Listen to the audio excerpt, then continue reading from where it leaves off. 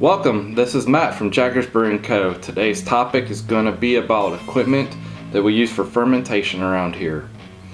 So it's no secret that majority of the time when I ferment around here, it's going to be pretty much at room temperature. Most of the time year round, we keep it at 72. So this setup that I've got here is for the cool side of fermentation when I need it. I don't do a whole lot of it. To tell you the truth, I think I've fermented on the cool side about 3 times, and then I've used the same setup to lager twice.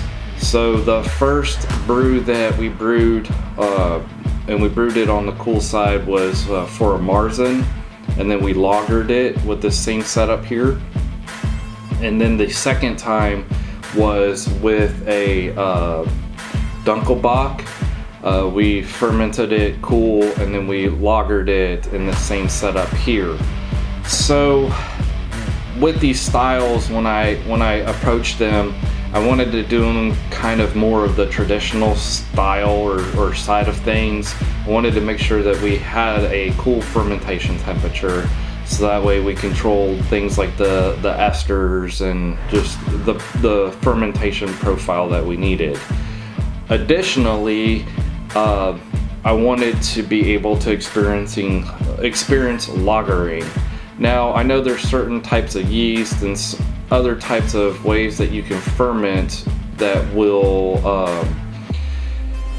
you can control those esters and those profiles by doing different things, but I wanted to go the route of the more traditional style without having wooden barrels and caves and stuff like that.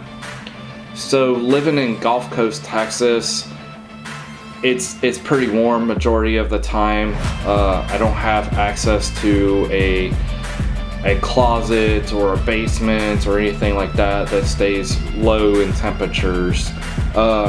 So I did some research, and I came up kind of with the system on some stuff that, one, I already had laying around the house, or 2, wasn't very expensive. And then I had already acquired some equipment for future experiments and future fermenting things. I feel like this setup here has kind of opened the door to a couple different styles, maybe kind of start nailing fermentation on certain styles that I need or that I want to attempt to do. So it all started with the All Rounder here.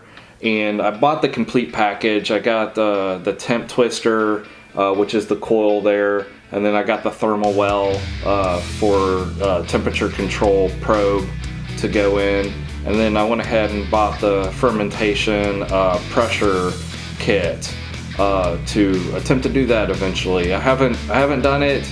That seems pretty cool, but today's video is about the cool side of fermentation and lagering with this setup that I've got. So I already had some Anvil temp controllers here. What I've done now is because I have 2, and then I have 2 different setups where I do temperature control fermentation at that point, one for hot and one for cool. I leave one set to heat and I leave the other one set to cool. The thing that I like about this setup is that I use this cooler here. The handles have broke off on it, and it's got some wear and tear from riding in the back of a truck or whatever. I think the lid is flown off and got some holes in it from going on the street when the lid blew off.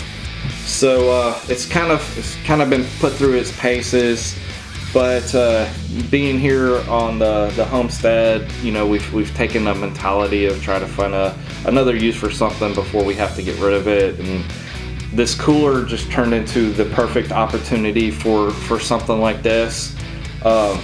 Another advantage to this cooler is the setup for this pump here, this pond pump that I use for it. The hoses, that temp controller can all go in the cooler and be stored there once it's cleaned and dried and all that, and then it just stacks up and it's out of the way, and everything's self-contained outside of the fermenter here, which the fermenter, you know, can turn around and use for pressure fermentation or just room temperature ferment if you want to. So this pond pump I already had laying around from another project that I was doing that didn't really work out so well. So I had the pump sitting around, I had this sitting around.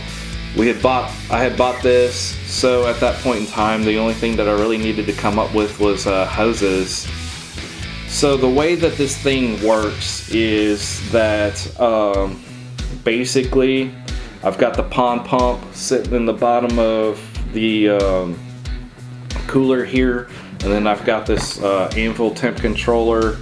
The pond pump plugs directly into there. This temperature probe goes right down the thermal well there. That's that single tube that you see, and then you just set the temperature for it. And then what I do is I take a little bit of water, basically prime the system, get water traveling through the coil and back into the cooler, and then I just top the rest of the cooler off with ice. As the ice melts, it helps keep that temperature cool, and then that pump will turn on whenever the temperature senses that it's above the temperature that you set. I normally see that it doesn't take too long for it to catch back up to speed, to get down to the temperature that we're trying to ferment at and all that. I guess the hardest part really for setting everything up is assembling this in the state that it needs to be in. The lid didn't come with any of the holes pre-drilled, so we had to drill out the holes in the lid to accept both the temp twister and that thermal well. Basically what I did was I found a drill bit that was just a little bit smaller than those tubes, drilled it out, and then I took a step bit and then slowly but surely, stepped it up until I got like really close. I had to kind of wobble it just a little bit to get that little bit of extra clearance for the fittings to go through the lid. I decided to cut the ends off of those things. I wanted to leave enough space for like a hose to be able to go on it with a hose clamp, but I didn't want, a whole nother foot or whatever sticking out of this fermenter. Looking back on it, maybe I think I would try to get like a line bender or something like that, just to attempt to clean it up and maybe have it go off to the side.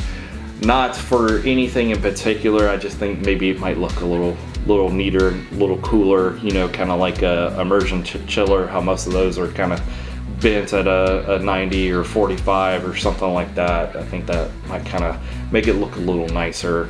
Not that it, in my opinion, that it looks bad, I just think it would kind of be cooler. After that, it was just all great assembly. It was fairly easy to do.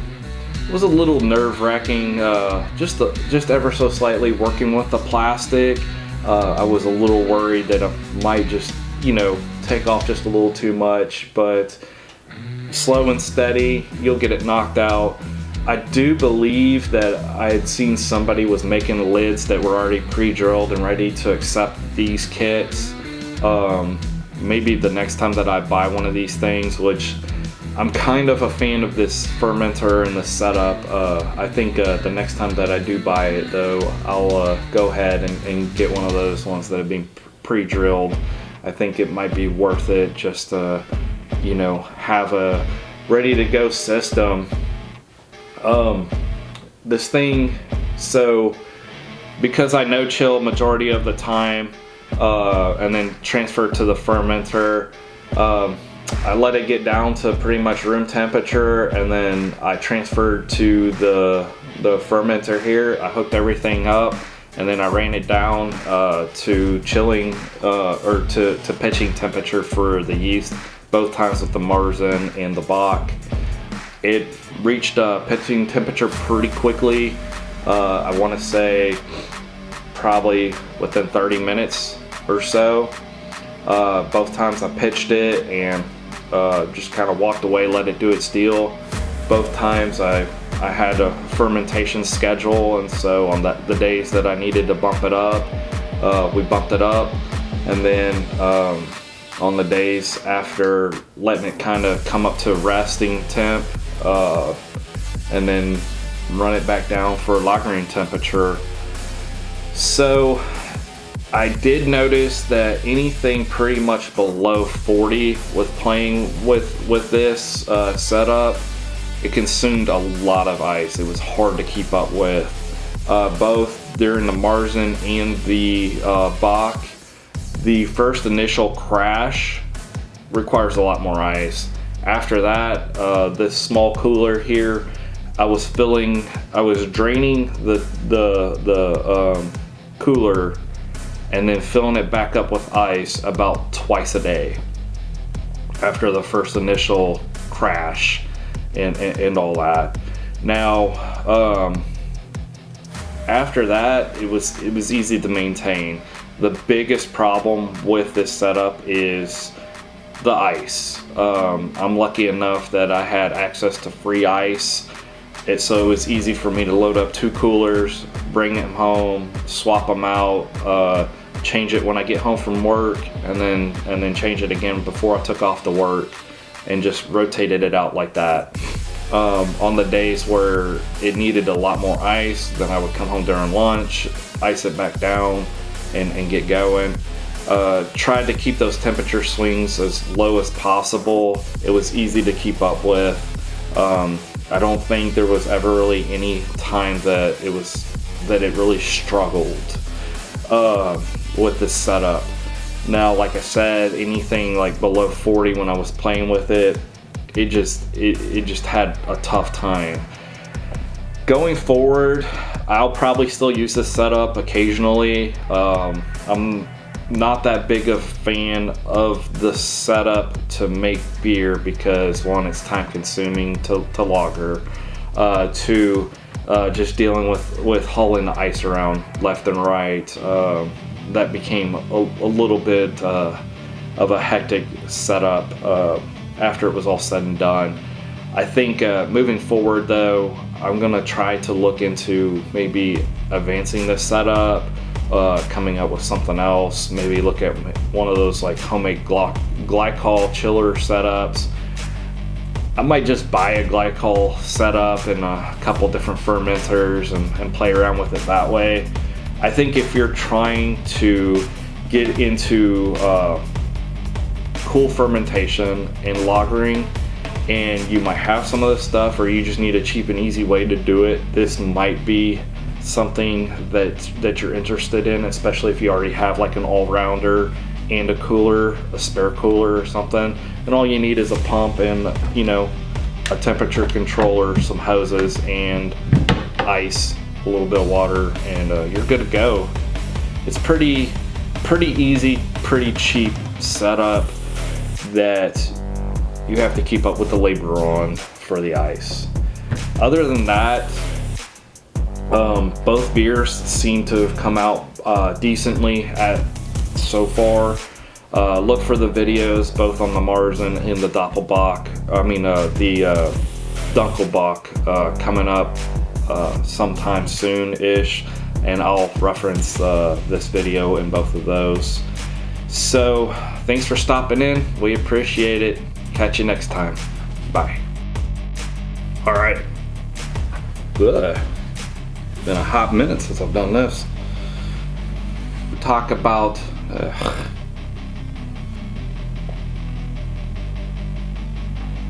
no, stop saying that.